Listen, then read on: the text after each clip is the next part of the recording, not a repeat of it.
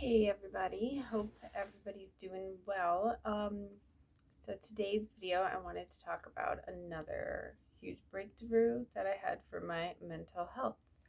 Um, I don't know how long this video is going to be, so if it becomes really long, maybe I'll break it up into a few parts because I know for me, I personally don't like to watch one long video all at once. After like 8 minutes, I start to lose interest. So if I go more than 8 minutes, I'll break it up into parts. So last month, I made the video where I basically said I don't want to have a relationship with my biological mother and my biological sister.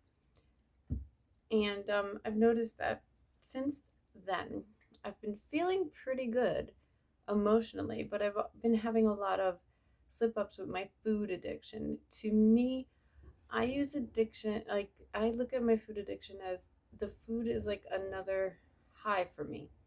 I eat and then I get like, I feel good. I feel it food tastes good. I eat a piece of chocolate, I eat extra ice cream, then like more than a serving, and I sneak it.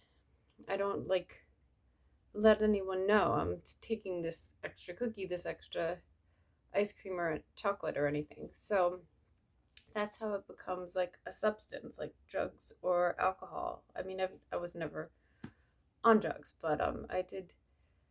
I would find myself with drinking. I've talked about before. I would have to have more than one, more than one. It wasn't like all the time, but so anyway, so food addiction for me, that's what it's like for me. So I noticed that since I made that video, while overall I've been feeling good emotionally, I was giving into my food addiction a lot.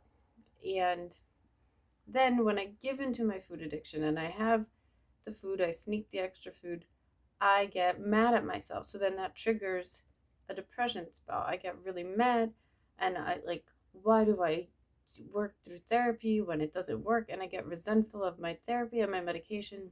So that has been happening a lot over in the like since I made that video. So I decided that I needed to do more. And I realized that I needed to write a letter to my biological mother and tell her this. And I realized it after I was really lashing out to my mom and sister here.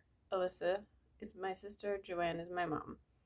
So I was lashing, I was arguing with Alyssa, and mom was like, please, I don't feel good. I have a headache. Please don't argue. I hate to see you guys arguing.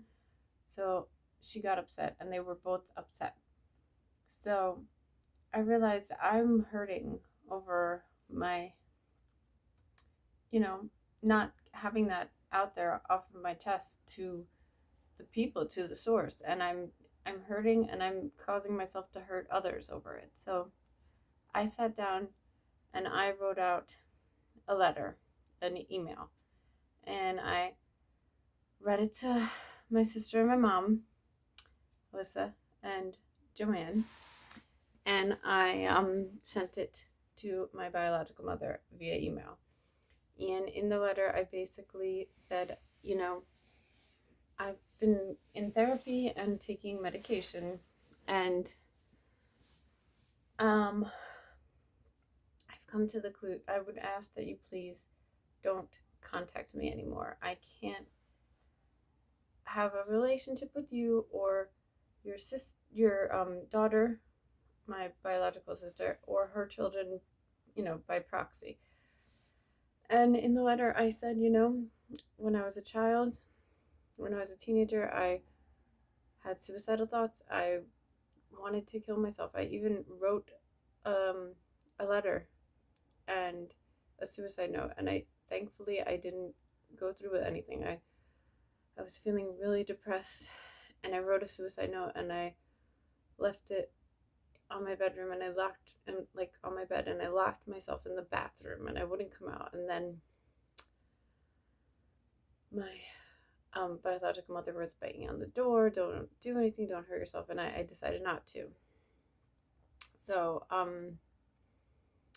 and So thankfully I didn't harm myself then, but I still continue to have suicidal thoughts sometimes, and